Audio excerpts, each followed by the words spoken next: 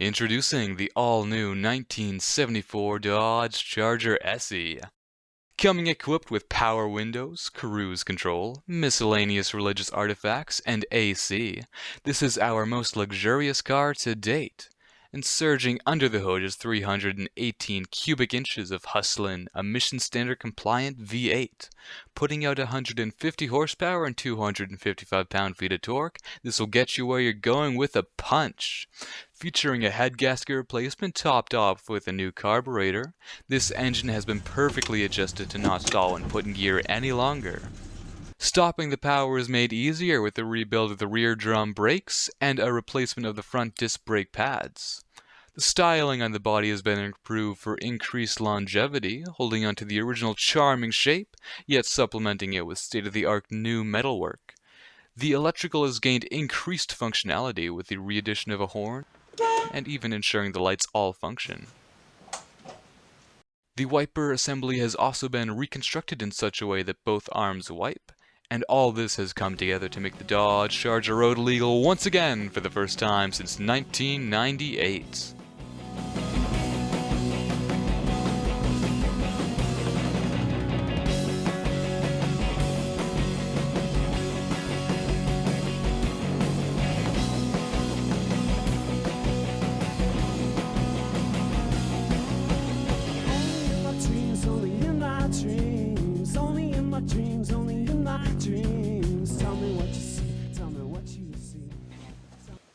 Hi, I'm Noah Fowler, and this is my Flex Friday project, restoring my 1974 Dodge Charger SE.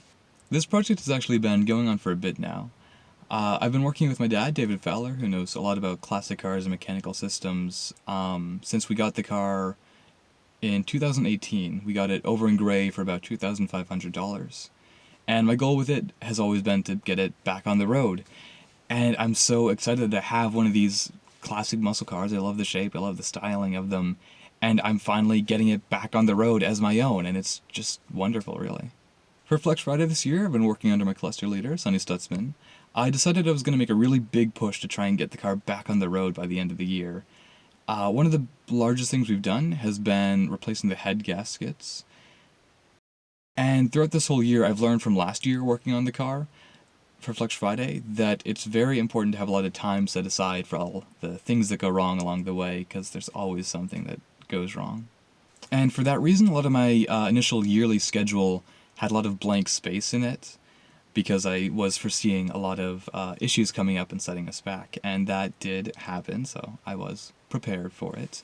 We also kept on track by having monthly and then daily schedules with what I wanted to accomplish that month or day and how it went if I was on track, or how to revise what I wanted to accomplish by when.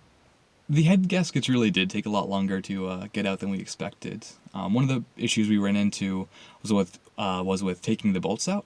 So first off, it turns out that bolts that have been sitting in a field for 20 or so years that are meant to hold an engine together get kind of rusted in place and hard to turn out, but we managed to get them all out with enough blow torching, elbow grease, some pipes for leverage, and plenty of WD-40. Once we got them all out, we managed to actually break off one inside of the head, and with that we figured we'd just drill a hole, put an easy out in, twist it out that way, and when we tried to twist out the easy out, it broke off the easy out inside of the bolt, which was not something that was supposed to happen. We hadn't had anything like that happen before, and we didn't really know how to go about solving it. So we actually took it to a machine shop, and they managed to get it out for us.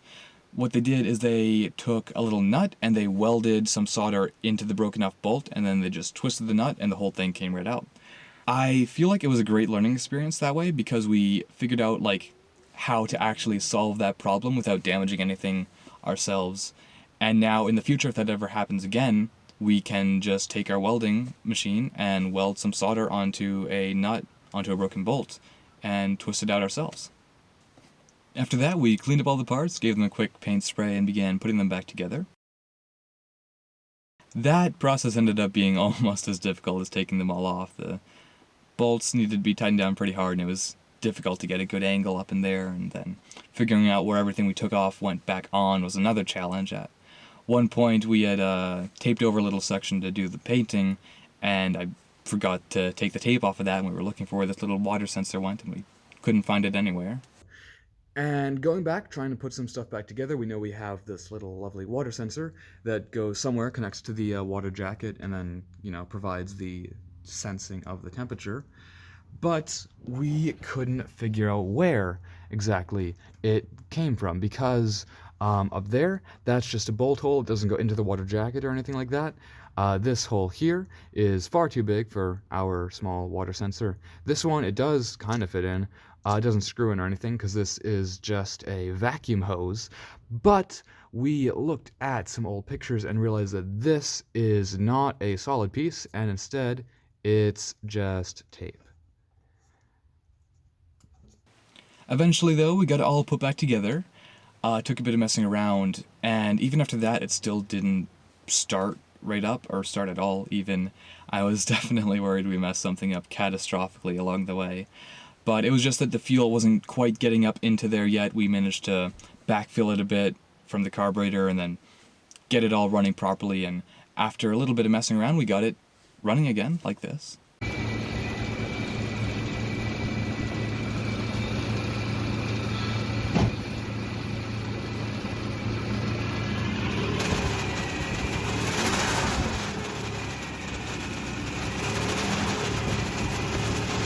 It came back to life and seemed to definitely be running better than it had before. It still was idling pretty high, but I was more focused on the fact that I could actually drive it around the yard. It was super exciting. Yeah, this is working. Oh man, look at this. This is great. That didn't last too long though. The car would start stalling when we put it in gear, which was pretty discouraging because we put all this time and energy into replacing the head gaskets, and I was hoping it would just run. Luckily, the issue wasn't with the head gaskets. We found out that on the carburetor, there's this little shaft, and on ours, something was up with the steel on it, I suppose, and it was letting fuel out and air in, which was messing up the whole mixture going into the cylinders, so it wasn't doing what it thought it was supposed to be doing. And because of that, we ended up just getting a new carburetor, and when that was installed, it worked pretty much perfectly. We had to adjust the timing a bit on it, but after that was all set up, the idling was about what it should be, and the whole car stayed engaged when we put it in gear, which was really satisfying. There's been countless other things that have popped up along the way, though, that we've needed to solve. My dad has been very knowledgeable about everything, so it's been very nice to learn both from his explanations and also especially just seeing what's going on. I've learned so much about almost every system on the car because we needed to fix almost every system on the car at some point. There is still a lot to be done with the car. I mean, the interior is going to be a big job all of itself. But for this year, I have accomplished basically what I set out to do. Our initial goals have been pushed out a little bit, but the important part about actually getting the car on the road is accomplished, and I am so excited about that. I'm definitely going to be continuing on this project for the foreseeable future. It's going to take a lot of work, but I feel like it'll pay off, and I am very excited to be doing it.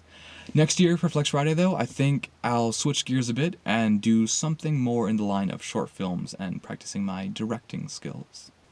I want to give a huge thank you to my dad, David, for constantly working on this whole project with me for the past 3 years, almost constantly. I've learned so much along the way. And thank you as well to Sonny Stutzman, my Flex Friday coach, for helping with project management and project goals and all of that fun Flex Friday related stuff.